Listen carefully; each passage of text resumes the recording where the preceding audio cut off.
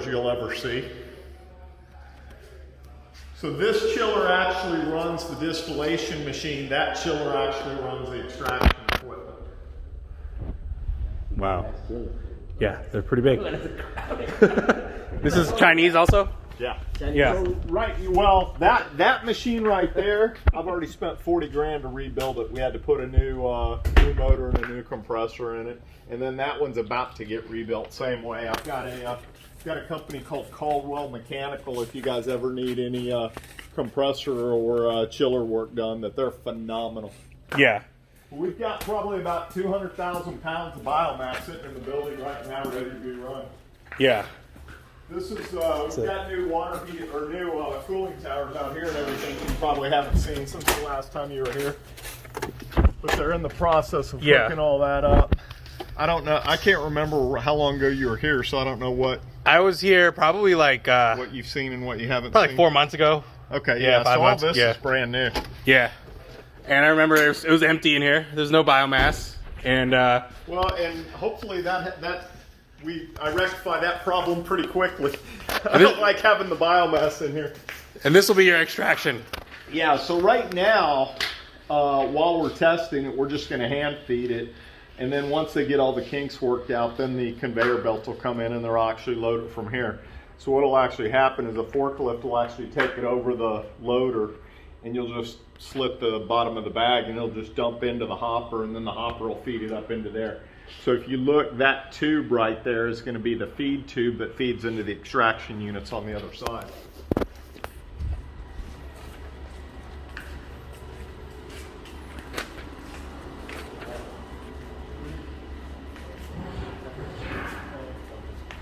So here you can see, so this is all brand new from the last time you were here. You can actually see they've got biomass in the tube right now because they've been testing it. And so it's going to feed out of there, and then it feeds into the 4 extraction units. Ultrasonic extraction. Exactly, yeah. And then Yeah, we think we're going to probably do 98.5 to 99% extraction. We think we'll and it may even be less than that depending. yeah, but that's good enough. Anything in the 90s efficiency? Yeah, Well, yeah. no, I'm talking about how much CBD we leave in the span. Yeah. Yeah.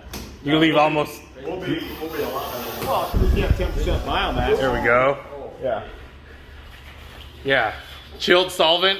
Woo! It's nice in here. I like the temperature. All right, come on. You're costing me Yeah, costing you money. Gotcha. It's like $100 every time I open that door. Here, come out here. So this is actually something new that we're designing. We've got 4 of these that are being typed up right now that are going to. We'll have one for each of the extraction units out here.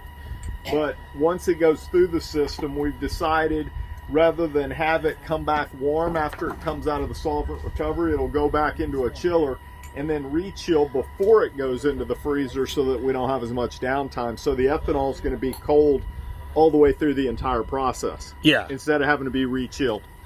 So these are jacketed tanks. Correct. Yeah, Very I've got cool. Three more on the way from Houston right now. I need one of those.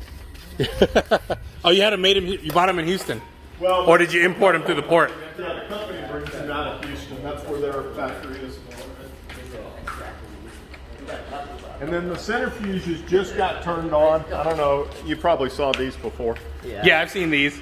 These are the ones that open up on the bottom. Yep. Everything's automatic.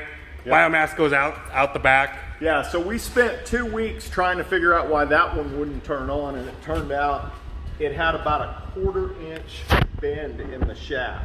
Oh. 2 weeks we spent trying to figure out why it wouldn't work, and then finally they had to take the whole damn thing apart. Figured out it was a bent shaft. There's you go. a freezer too. Yeah. But here's we've got. Chilled. You can see we've got the 2 control panels hooked up for it and everything now. So they had this, like they had to redo this whole thing. Had 200 wires Wow. back in there. X proof. They put the EX up there. EX supposed to mean X proof. We have everything. But a lot smaller. Yeah. A lot smaller. But you can see how this just has a little, I mean, if you look straight down it, you can see a little bit of a bend. You see Yeah. that? Isn't that crazy? cost us. Oh, I see that. Yeah, that cost us It's a little bend, like Yep. you can see it over there. Exactly. Like you're running straight down right here, and then it just bends. it just bends It's right there. literally just a 1/4 inch bend. And you got it like that. Yeah. No, Wow. it apparently got damaged in Shipping. and we didn't know it. And finally, after they couldn't get it to work, no matter what we did, they had to take it all apart. Wow.